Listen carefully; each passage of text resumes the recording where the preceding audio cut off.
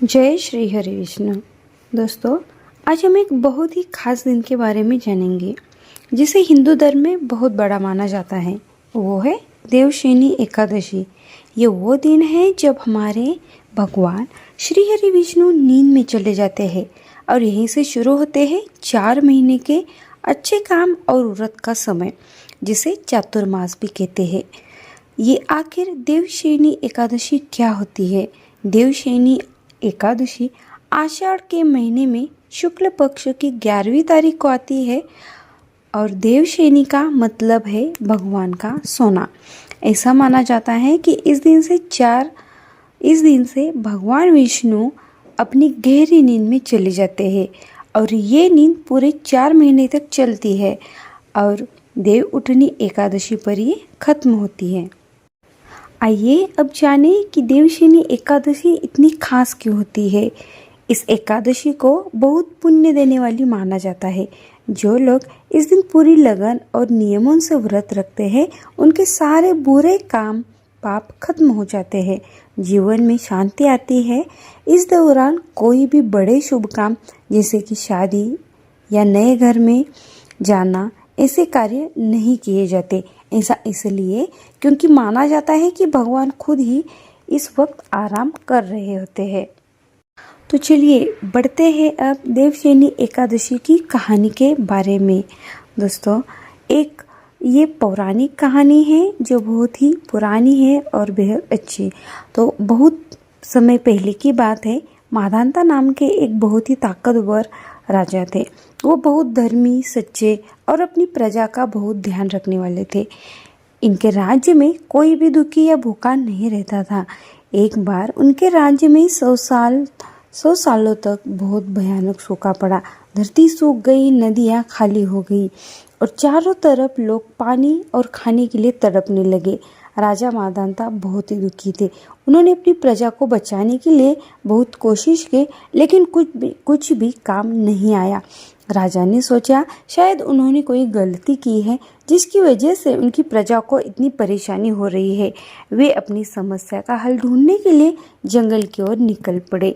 चलते चलते वो एक दिन अंगिरा ऋषि नाम के बहुत ज्ञानी महात्मा के आश्रम में पहुंच गए।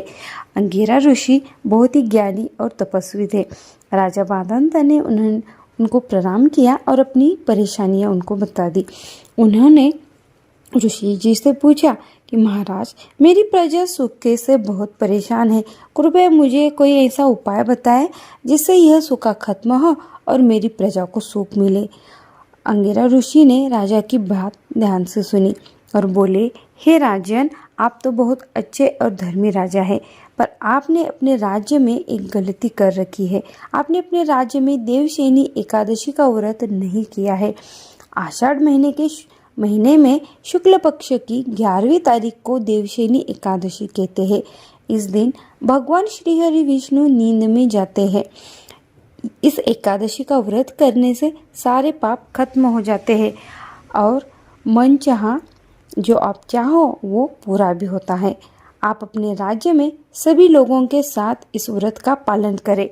राजा माधांता ने अंगिरा ऋषि की यह बात पर पूरा भरोसा किया। वो तुरंत अपने राज्य के लिए निकल पड़े।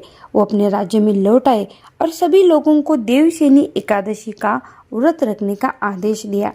राजा सहित सभी लोगों ने एकादशी के दिन नियमों के हिसाब से श्री भगवान विष्णु जी की पूजा अर्चना की और व्रत भी रखा। इस व्रत के असर से भगवान श्री हरि विष्णु बहुत खुश हुए।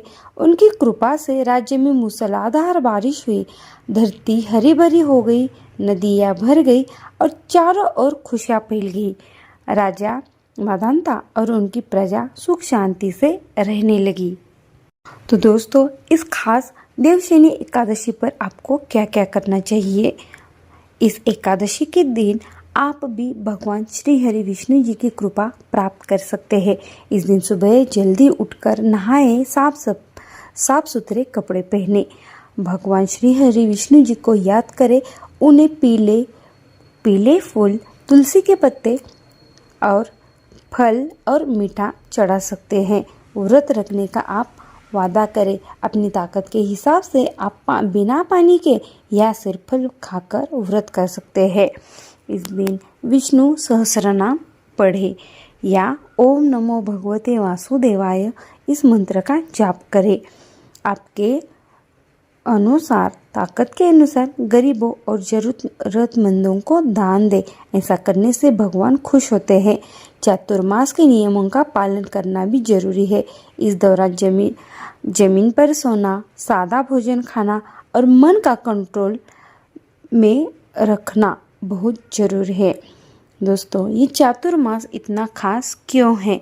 चातुर्मास का ये समय अपने आप को बेहतर बनाने और भगवान से जुड़ने के लिए बहुत ही अच्छा होता है। इस दौरान लोग ज़्यादा से ज़्यादा समय भगवान की भक्ति में लगाते हैं, अच्छी बातें सुनते हैं और अच्छे कर्म करते हैं। ये खुद के बारे में सोचने और भगवान को याद करने का समय होता है। तो ये थी देवशयनी एकादशी की प्यारी कहानी और इसका महत्व। हमें उम्मीद है कि ये बातें आपको अच्छी लगी होगी। ये आपके लिए बेहद ही काम की साबित होगी। आप सभी को देवशयनी एकादशी की बहुत बहुत शुभकामनाएं।